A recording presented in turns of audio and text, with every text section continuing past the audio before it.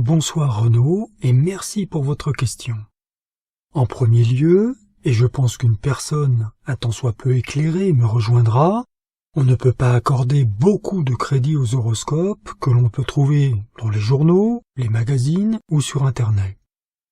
Les termes utilisés dans ces derniers sont généralistes et s'appliquent à tout le monde, ce qui d'ailleurs pourrait parfois donner le sentiment d'une exactitude qui en réalité, comme déjà précisé, pourrait être exacte pour beaucoup d'entre nous. D'ailleurs, le maître Saint-Germain, de l'enseignement d'origine des maîtres ascensionnés, nous parle très clairement de cela et j'y reviendrai plus loin. Maintenant, pour les astrologues qui se disent sérieux, et je n'en doute pas, il y a quand même un problème bien connu de ces derniers, à savoir que pour eux, le ciel est découpé en un système unique de portions identiques. Ces portions représentent les maisons, comme les avait découpées l'astronome grec Ptolémée au IIe siècle. Mais cette vision du ciel rentre en contradiction tout simplement avec les observations astronomiques. Encore une fois, les astrologues s'en disent aujourd'hui conscients et évoquent maintenant un découpage qui devient plutôt symbolique et sans lien avec les constellations des astronomes. En effet, si pour les astrologues l'univers reste immuable, c'est évidemment une erreur car rien n'est immuable sur le plan tridimensionnel. D'ailleurs, je connaissais un astrologue qui lui-même me disait que l'interprétation de ce qui se dégage d'un thème revient plus à l'intuition propre et à l'expérience de chaque astrologue qu'une science exacte qui donnerait des données parfaitement identifiées et claires. D'autre part, il est qualifié que l'agressivité liée à la planète Mars s'exprime différemment selon que celle-ci se situe dans une maison sociale, familiale ou personnelle, etc. Or, absolument aucune planète n'est néfaste. Toutes les planètes du système solaire sont habitées sur un plan éthérique et ne sont, d'un point de vue vibratoire, absolument non néfastes pour l'homme. Certes, les planètes ont une influence vibratoire certaine et peuvent déclencher des événements pour chacun et parfois peuvent donner l'illusion d'une certaine négativité en faisant ressortir certaines choses qui doivent être corrigées, mais cela en réalité est absolument bénéfique. Donc, je ne peux pas, pour ma part, valider l'astrologie comme elle est conçue aujourd'hui, puisqu'elle est basée sur de profondes inexactitudes, en plus de qualifier parfois négativement l'influence vibratoire des planètes en fonction de leur situation dans une maison. Cela rentre en contradiction avec l'enseignement des maîtres ascensionnés qui nous invitent à nous centrer avec foi et confiance sur notre présence ayam, seule dispensatrice de tout bien. Celui qui se rapproche de sa présence a toutes les informations nécessaires à son épanouissement intérieur. D'autre part, toutes les méthodes divinatoires, qui incluent des projections négatives, sont dangereuses pour les personnes qui leur accordent du crédit. Si une personne accorde par exemple le fait qu'on lui dise que tel incident risque de survenir dans son existence, et accrédite cela inconsciemment, elle risque de faire advenir cet incident dans sa vie et ensuite dire « Incroyable, cette personne me l'avait dit et cela s'est réalisé ». Bien entendu, ce n'est simplement que le pouvoir de qualification qui est rentré en jeu. Donc, vous voyez tout le danger des qualifications si elles sont négatives.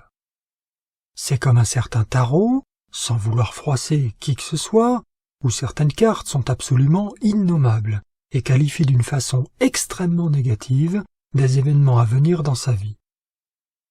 Nous-mêmes nous proposons des cartes à tirer, qui ne sont pas du domaine proprement divinatoire, car les textes de ces dernières sont réalisés pour être infiniment positifs, encourageants et ne comportent pas d'assertion négative.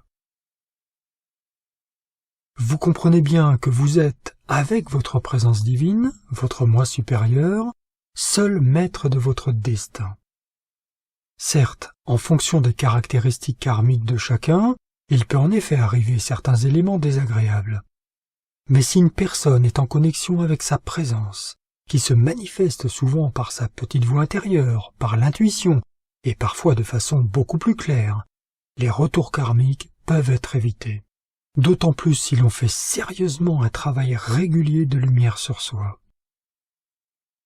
Si nous laissons les commandes de notre vie à notre présence, nous ne devons normalement rien avoir à craindre, et cette relation de confiance qui s'établit avec sa présence devient au fil des années absolument merveilleuse. On se sent protégé, quelles que soient les circonstances extérieures. Voici ce que dit le maître ascensionné Saint-Germain sur l'astrologie moderne. Ce texte est issu du livre « Les discours de Saint-Germain ». L'une des choses les plus tristes que j'ai à vous dire, c'est que plusieurs de ceux qui essaient de faire des horoscopes s'enfoncent sans le savoir dans la couche psychique, base astrale, et sont influencés et expriment les conditions adverses qui n'existent que dans cette sphère. Je pourrais vous citer des cas où les choses les plus renversantes sont produites par les suggestions de l'astrologie moderne. Des actions négatives sont commises chaque semaine de l'année par les suggestions astrologiques, car la suggestion met en action la loi qui l'accomplit. Dès que votre attention est sur une chose, votre pouvoir entre instantanément en action pour l'entretenir. Ceci est l'une des activités les plus regrettables, car ces êtres sont complètement ignorants qu'ils ont ouvert la porte et qu'ils se sont tellement embourbés dans ces couches du bas astral que ni les arguments ni le raisonnement n'ébranleront leur foi dans l'astrologie. Pendant les 20 années qui viennent de s'écouler, l'astrologie a été employée bien plus que d'autres moyens pour égarer les êtres dans l'astral. Souvent, les pensées, la radiation de cette couche psychique prédit que certaines circonstances ou conditions vont se produire et que la personne en cause ne peut les éviter. Si cela n'est pas exprimé aussi clairement dans les mots, ce sentiment ou cette sensation est donné par radiation. Ceci est l'une des principales raisons qui provoquèrent déjà le cataclysme d'Atlantis et qui firent que le peuple d'Atlantis refusa d'accepter la sagesse des maîtres qui, eux, pouvaient parfaitement prédire pour des causes réelles qu'Atlantis était menacée de destruction. Je comprends parfaitement, bien-aimés étudiants, que ceux d'entre vous qui sont tellement intéressés par leur horoscope me croient sévère. Ce n'est pourtant pas le cas, et c'est mon amour pour vous qui est assez grand pour m'inciter à vous expliquer la vérité sans ambages. S'il ne vous est pas possible d'admettre cette vérité que j'exprime, alors vous devrez suivre votre chemin, car vous êtes des êtres individualisés qui possédez le libre arbitre pour lequel je ne désire pas créer d'interférence. J'ai néanmoins le privilège d'indiquer la véritable voie. Ceux qui se tiendront accrochés avec ténacité à la puissante présence Ayam n'auront jamais rien à craindre, à aucun moment, dans aucun lieu, de quoi que ce soit de ces chocs en retour, car la puissante présence Ayam les corrigera et tiendra les étudiants fermement sur leur sentier de lumière, leur permettant de monter les marches d'or, les élevant avec une précision certaine dans leur complète souveraineté et perfection. Je vous assure, chers étudiants, que tout l'amour de mon cœur va vers les êtres dont l'attention est fixée sur l'astrologie, car ils ne sont pas conscients que le sentier sur lequel ils se sont engagés est plein d'épines et de fausseté.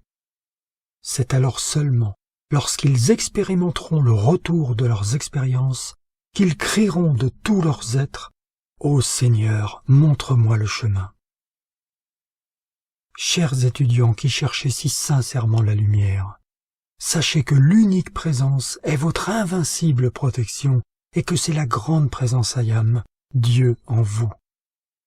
Ne permettez jamais à votre attention de se fixer sur les nombreuses manifestations extérieures, l'astrologie, le pouvoir des nombres, le spiritisme, ou l'une ou l'autre quelconque de ces nombreuses choses qui distraient votre attention loin de la puissante présence Ayam, qui est votre soi réel. Si vous vous adressez toujours à cette présence, elle vous conduira sur le sentier de la lumière, qui est bordé des fleurs rares dont le parfum vous enveloppera et vous donnera la force, cette paix qui transcende tout concept humain, et ce silence extérieur qui vous permettra de rentrer dans le grand silence où vous contacterez la plus grande activité de Dieu, la puissante présence Ayam. Voilà pour cet extrait du maître ascensionné Saint-Germain. En conclusion, la véritable astrologie sacrée n'est globalement connue que par les maîtres de sagesse. Dégagez donc de toute projection ou suggestion négative. Le bas astral est composé de toutes les formes pensées discordantes humaines, et la plupart des qualifications astrologiques proviennent de lignes astrales de ces couches denses. Encore une fois, lorsqu'une personne dit à une autre qu'il va se passer tel événement dans son existence, que cela soit par l'astrologie ou toute autre méthode divinatoire, elle crée et projette une énergie sur cette personne et déclenche un processus bien souvent destructif pour les deux parties, quelle que soit la sincérité de l'intervenant. En effet, si la personne qui reçoit le message l'accrédite, elle enclenche sa réalisation par la loi de l'énergie qui suit son créateur. Seul le moi supérieur, la présence divine, est fiable, et il me paraît important que chacun ressente que par sa présence, il devient le maître de son destin, et qu'il n'a besoin de rien d'autre. La moindre prédiction, qualification ou projection sur quelqu'un entraîne donc un retour inévitable de par la loi de cause à effet. Ainsi il me paraît bien plus éclairé de s'en remettre à la présence de Dieu en soi pour tous les choix de sa vie. L'effort conscient de développer cette merveilleuse relation de confiance avec sa présence divine est la voie vers la liberté et l'indépendance.